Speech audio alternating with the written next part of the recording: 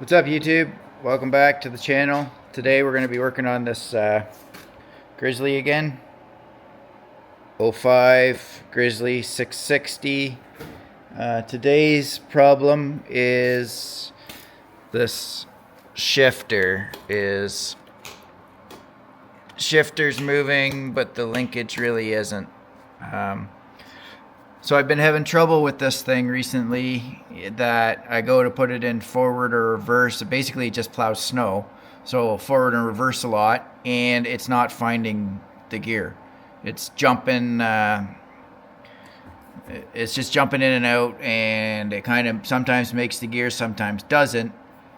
But I don't think it's in the tranny. So what we're gonna do today is I've kind of started here a little bit, but we're gonna pull the selector, gear selector out apart and see if we can see why. If you can see there, like there's a ton of slop in it. So I suspect that my problem is in here. So I'm gonna pull this apart, see what makes it tick, see why it's got so much delay before it gets to the actuating rod. The other part that I suspect I could have issues is in here. There's two little partial gears that engage each other, and that transfers the motion to the shift drum. And there's a potential that those could be getting excessively worn as well. So all stuff I can get at from outside of the bike without having to go into the engine, because I am not going to do that yet. So we're going to start here, pull this apart, see why there's so much kind of play going on in there. I don't know how much maintenance I can do on this in here, if any. Might just have to replace the whole assembly if I find that it is wore out, but let's get into it and see what we find. We'll pop this little cover off too to get into here, but we're going to start up here. I believe a couple bolts hold this on. Looks like up here on the frame. Kind of see a little bit. I don't know if flashlight on me, but anyway, we're going to pop the gas tank cover off. I might pop the gas tank off. We'll see what we got to get into. So let's start with that.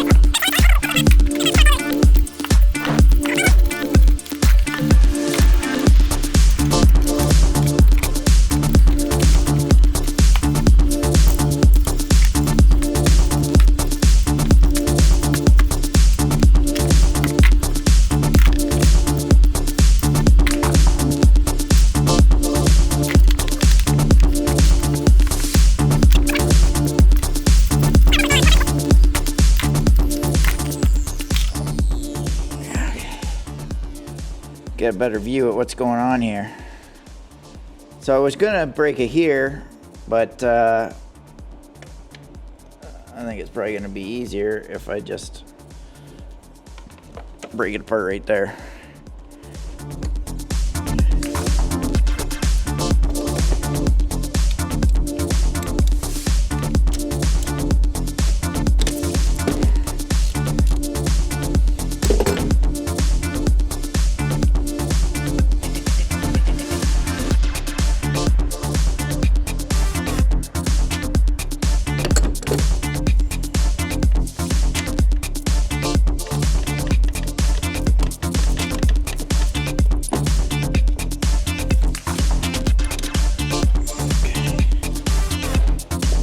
somebody's got this thing zip tied in here. Cut a couple zip ties and should pull that right out.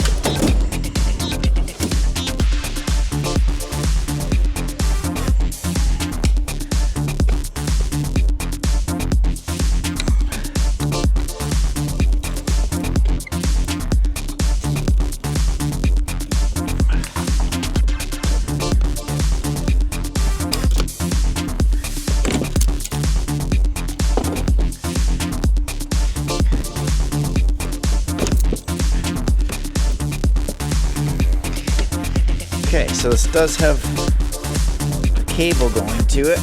Like, look how much plays on that. That seems like it's kind of somewhat unacceptable. That cable doesn't look like it's hooked up to anything.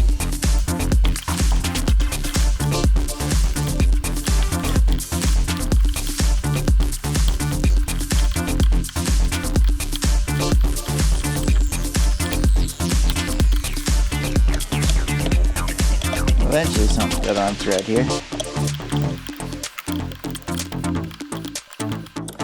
Yeah, that thing looks like it's coming out of there now. I think it's just like a park sensor or something. It looks like a proximity switch of some kind that's super crusty. Low range. It's up there on the top. Maybe it's like a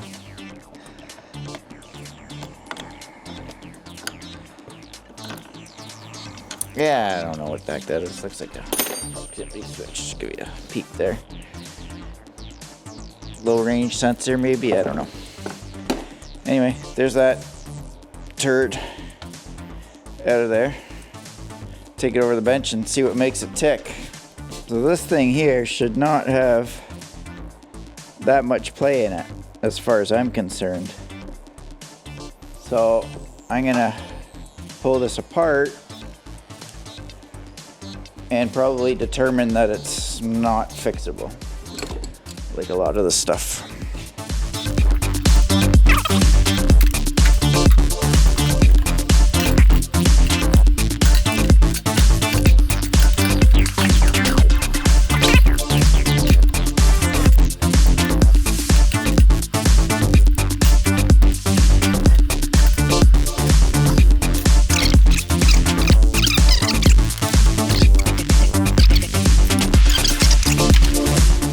Over to the vise and okay, we got lucky. Got that broke free. Dinner time to be continued. Hey, back from dinner. Let's get this thing apart.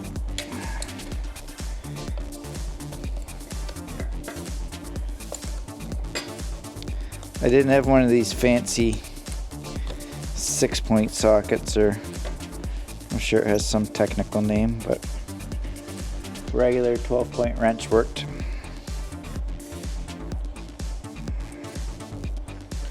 We are gonna have to get that shift knob off of there somehow.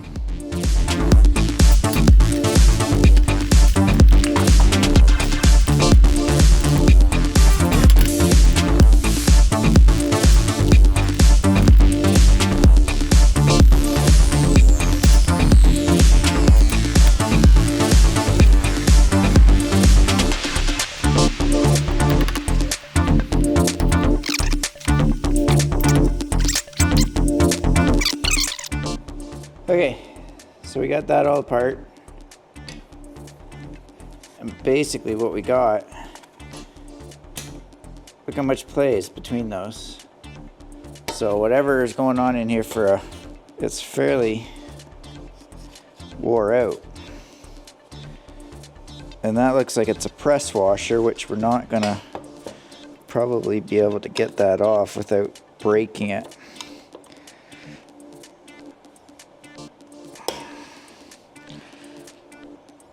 But I probably have something around.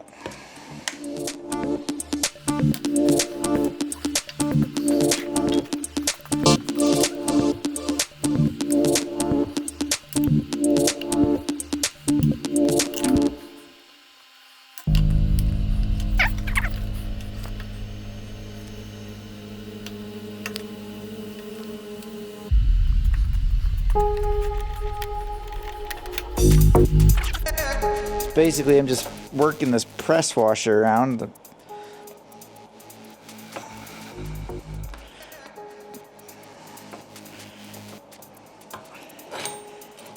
Man, oh, there we go. All right, so we didn't damage that thing too badly. Might be able to save it.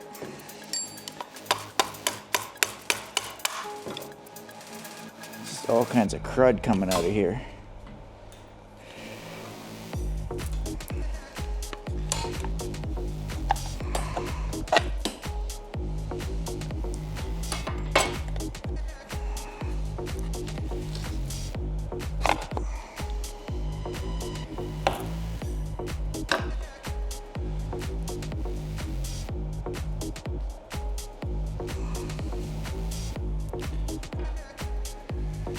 So there's our shift mechanism, little square drive. You can see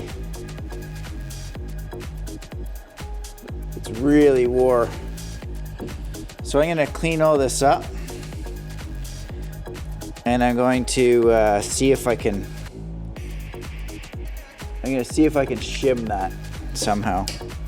Put some shim stock in there, or maybe I'll even run a bead on that just to take up some of the clearance. But let's clean all this up off camera. I'll come back and tell you what I come up with. All right, so we got our shifter cleaned up a little bit.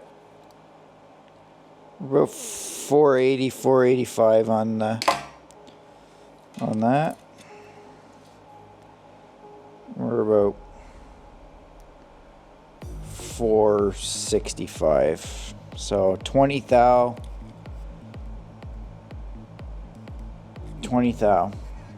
both ways. So that's not much.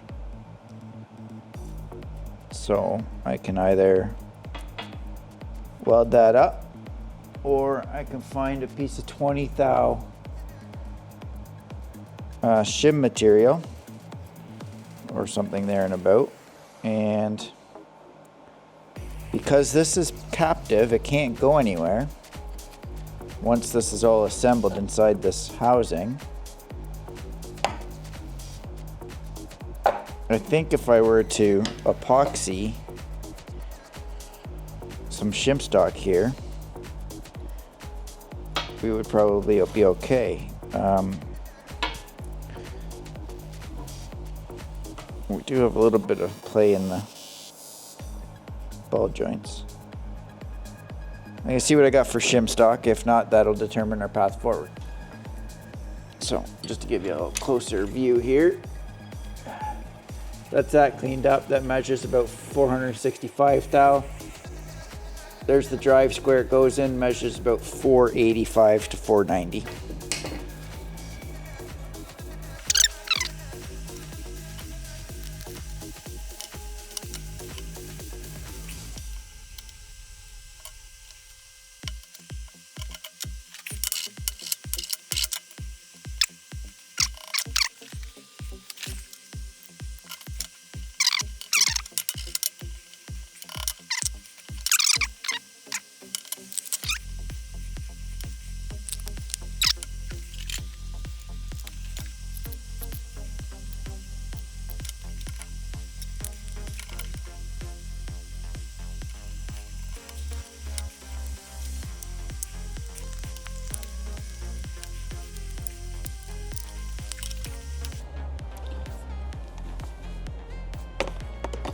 So I ended up going with a couple 10 thou shims just in there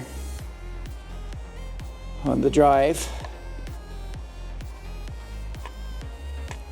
Got rid of all the play.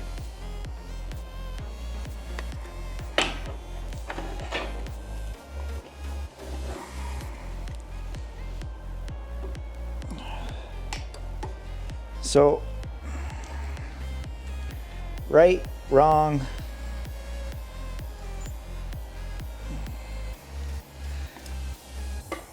Who really cares if it works? If you're keeping this machine for any amount of time, would I recommend doing this? Or if you're trail riding and you didn't want to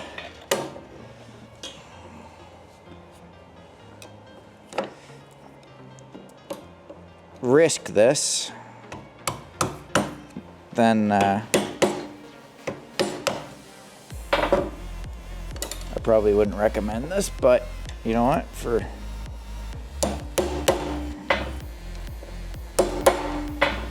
for what I do, I just hope I got that lined up appropriately. Well, you know what they say though. Hope in one hand and shit in the other. Okay, I'm gonna clean all this stuff up and put this thing back together. And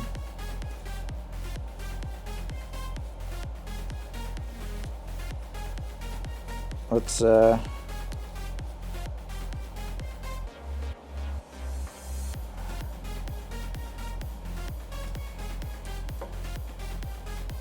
for the best.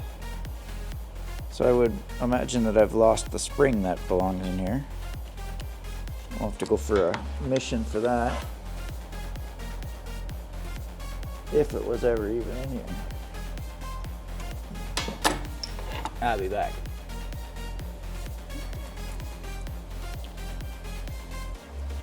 So I found the little spring that goes under the detent. It was just laying on the ground. So that goes in there. That's got a little ball that rides along here, locks your gear positions in. So if you do end up doing this, just be aware of that little spring in there.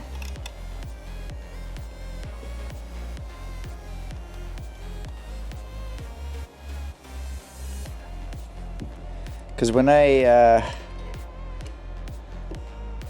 took this apart, that was pretty well stuck in there, just due to crud and corruption and corrosion.